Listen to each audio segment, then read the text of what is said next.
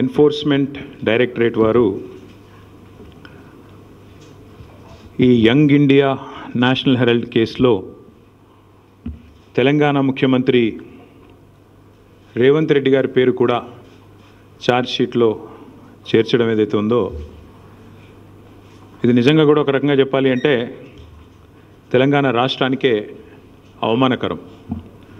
ఒక ముఖ్యమంత్రి స్థాయిలో ఉన్న వ్యక్తి ఈరోజు గతంలో ఎన్నో తప్పులు చేసి ప్రజాక్షేత్రంలో ఆనాడు భంగపడి తదనంతరం తిరిగినకేమైనా బుద్ధి వచ్చిందేమో అని ప్రజలు అనుకున్నారు. కానీ చూస్తూ ఉంటే ఇప్పటికి కూడా ఆయన బుద్ధి కానీ ఆయన వైఖరి కానీ మారలేదు అని స్పష్టంగా అర్థమవుతూ ఉంది.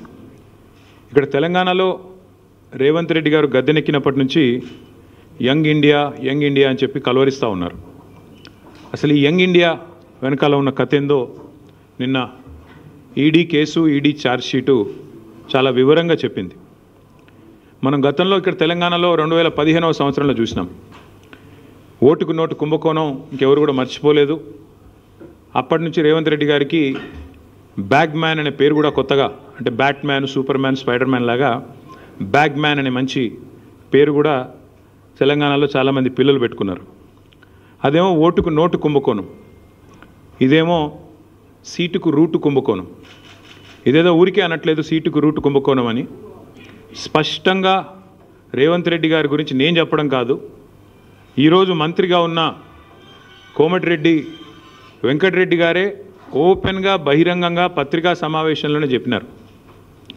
ఈయన 50 కోట్లు పెట్టి పిసిసి అధ్యక్ష పదవి కొనుక్కున్నాడు అనే మాట ఆ రోజు స్వయంగా ఈనాటి మంత్రి, ఆనాటి ఎంపీ కోమటిరెడ్డి వెంకటరెడ్డి గారు చెప్పిన మాట. కానీ సరే, వెంకటరెడ్డి గారు చెప్పిన దానికి ఆ రోజు ఆధారాలు లేకపోవచ్చు, కానీ ఈరోజు ఆధారం ఉంది అంటూ ఎన్ఫోర్స్మెంట్ డైరెక్టరేట్ వారు ఛార్జ్ షీట్లో స్పష్టంగా ఎవరు డబ్బులు ఇచ్చారు, ఏ పొజిషన్ అమ్ముకున్నారు, ఎన్ని డబ్బులు ఇచ్చారో కూడా స్పష్టంగా చెప్తా ఉన్నారు. ముందేమో ఆనాడు పిసిసి కోసమేమో సూటుకు, ఆనాడు పిసిసి పదవి కోసం బ్రహ్మాండంగా ఆ రోజు డబ్బులు ఇచ్చి 50 కోట్లు ఇచ్చి తెచ్చుకున్నారని వాళ్ళ కాంగ్రెస్ నాయకులు చెప్పిన మాట.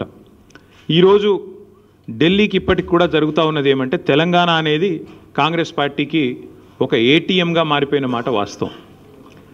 ఎప్పుడు డబ్బులు కావాలి అని కాంగ్రెస్ పార్టీ వాళ్ళు అనుకుంటే అప్పుడు పెద్ద ఎత్తున డబ్బులు అందిస్తూ తన పదవిని కాపాడుకుంటూ ఉన్నారు రేవంత్ రెడ్డి గారు.